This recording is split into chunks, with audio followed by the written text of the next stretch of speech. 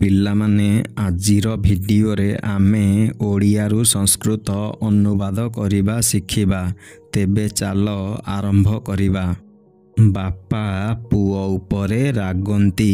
ଏହାକୁ ସଂସ୍କୃତରେ ଅନୁବାଦ କଲେ ହେବ ପିତା ପୁତ୍ରାୟ କ୍ରୁଧ୍ୟତି।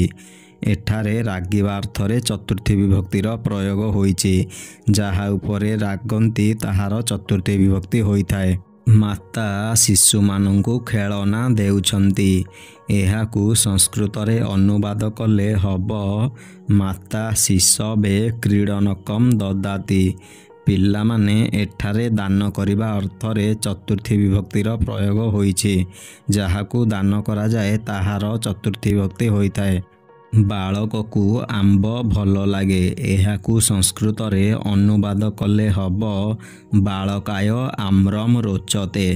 ପିଲାମାନେ ଏଠାରେ ରୁଚି ଅର୍ଥରେ ଚତୁର୍ଥୀ ବିଭକ୍ତିର ପ୍ରୟୋଗ ହୋଇଛି। ଯାହାକୁ ଭଲ ଲାଗେ ତାହାର ଚତୁର୍ଥୀ ବିଭକ୍ତି ହୋଇଥାଏ।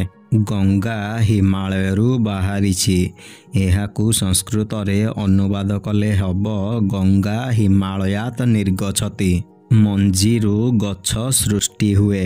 ଏହାକୁ ସଂସ୍କୃତରେ ଅନୁବାଦ କଲେ ହେବ ବୀଜାତ୍ ବୃକ୍ଷଃ ଜାୟତେ।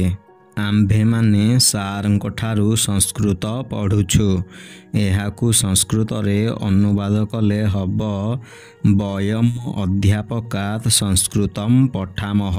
ଶିଷ୍ୟ ଗୁରୁଙ୍କ ଉପରେ ବିଶ୍ୱାସ କରନ୍ତି। ଏହାକୁ ସଂସ୍କୃତରେ ଅନୁବାଦ କଲେ ହେବ ଶିଷ୍ୟଃ ଗୁରୌ ବିଶ୍ୱସିତି। ନଦୀମାନଙ୍କ ମଧ୍ୟରେ ଗଙ୍ଗା ଶ୍ରେଷ୍ଠ ଅଟେ। ଏହାକୁ ସଂସ୍କୃତରେ ଅନୁବାଦ କଲେ ହେବ ନଦୀଷୁ ଗଙ୍ଗା ଶ୍ରେଷ୍ଠା।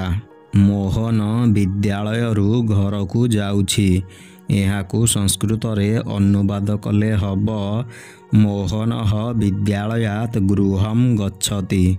ମୁଁ ପାଣି ପିଉଛି। ଏହାକୁ ସଂସ୍କୃତରେ ଅନୁବାଦ କଲେ ହେବ ଅହମ୍ ଜଳମ୍ ପିବାମି। ବଣରେ ସିଂହ ବାସ କରୁଛି। ଏହାକୁ ସଂସ୍କୃତରେ ଅନୁବାଦ କଲେ ହେବ ବନେ ସିଂହଃ ନିବସତି। ମୁଁ ବାଳକକୁ କହୁଛି। ଏହାକୁ ସଂସ୍କୃତରେ ଅନୁବାଦ କଲେ ହେବ ଅହମ୍ ବାଳକମ୍ ବଦାମି।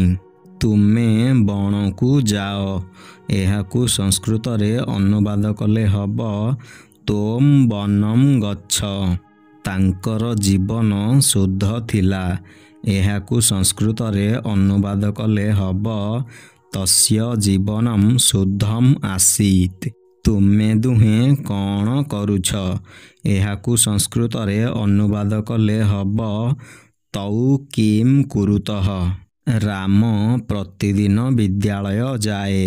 ଏହାକୁ ସଂସ୍କୃତରେ ଅନୁବାଦ କଲେ ହେବ ରାମଃ ପ୍ରତିଦିନମ୍ ବିଦ୍ୟାଳୟଂ ଗଚ୍ଛତି। ଗଛରୁ ପତ୍ର ପଡ଼ୁଛି। ଏହାକୁ ସଂସ୍କୃତରେ ଅନୁବାଦ କଲେ ହେବ ବୃକ୍ଷାତ୍ ପତ୍ରାଣି ପତନ୍ତି। ତୁମେ ବହି ପଢ଼। ଏହାକୁ ସଂସ୍କୃତରେ ଅନୁବାଦ କଲେ ହେବ ତୋମ୍ ପୁସ୍ତକମ୍ ପଠ।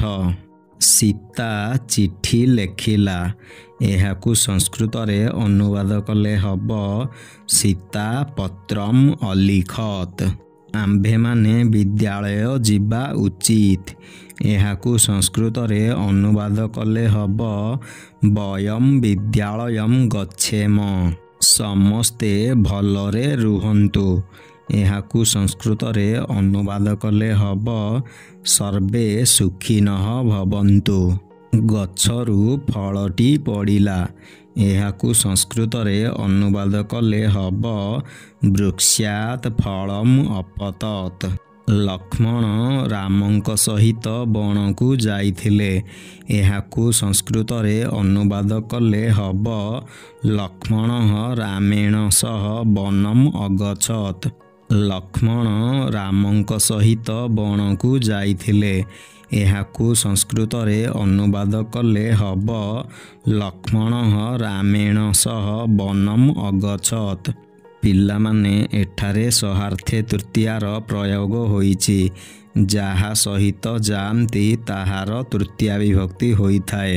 ପିଲାମାନେ ଏଠାରେ ଆଜିର ଭିଡ଼ିଓଟି ଶେଷ ହେଉଛି। ଆଶା କରୁଛି ଭିଡ଼ିଓଟି ଅନୁବାଦ ଲାଗିଲେ ହବ ଏହିଭଳି ଶିକ୍ଷଣୀୟ ଓ ଗୁରୁତ୍ୱପୂର୍ଣ୍ଣ ଦେଖିବା ପାଇଁ ଏହି ଚ୍ୟାନେଲକୁ ସବସ୍କ୍ରାଇବ୍ କରି ପାଖରେ ଥିବା ବେଲ୍ ଆଇକନକୁ ପ୍ରେସ୍ କରିଦିଅ।